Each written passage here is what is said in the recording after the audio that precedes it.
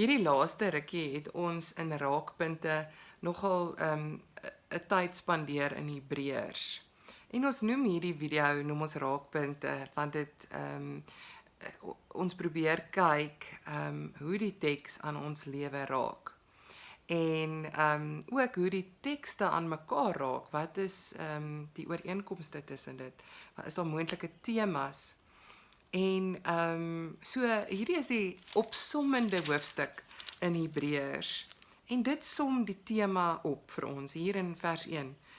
As broers moet julle mekaar altyd lief hê. Nou in gisteraand se Growth Edge gesprek het ons gesê dat dit vir ons moeilik is om altyd almal lief te hê, né? En mekaar altyd lief te hê. Dit hang vir ons van die situasie af. Maar hier in vers 8 sê dit, Jesus Christus is gister en vandag dieselfde en tot in ewigheid.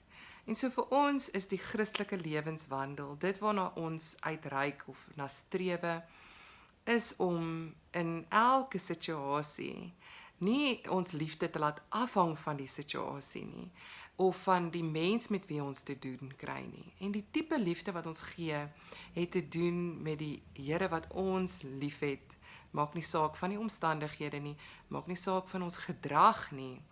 En alhoewel die Here natuurlik van ons kan verskil wanneer ons swak besluite maak. Ek meen hierdie brief is vol van mense wat, kyk na jou huwelik.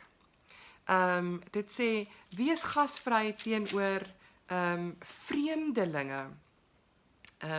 Daar's 'n hele lys praktiese maniere hoe hierdie liefde lyk. En natuurlik is daar ook konflik tussen ons en die Here oor die manier wat ons lewe uitleef. Maar niks, as ons nou maar aan Romeine dink, kan ons skei van sy liefde nie. En so my gebed is, dit mag dit so wees vir ons liefde ook. Mag ons mense wees wat gister, vandag en môre ook dieselfde is met die liefde wat ons vir mekaar, moontlik ook vir onsself en vir vreemdelinge uitdeel.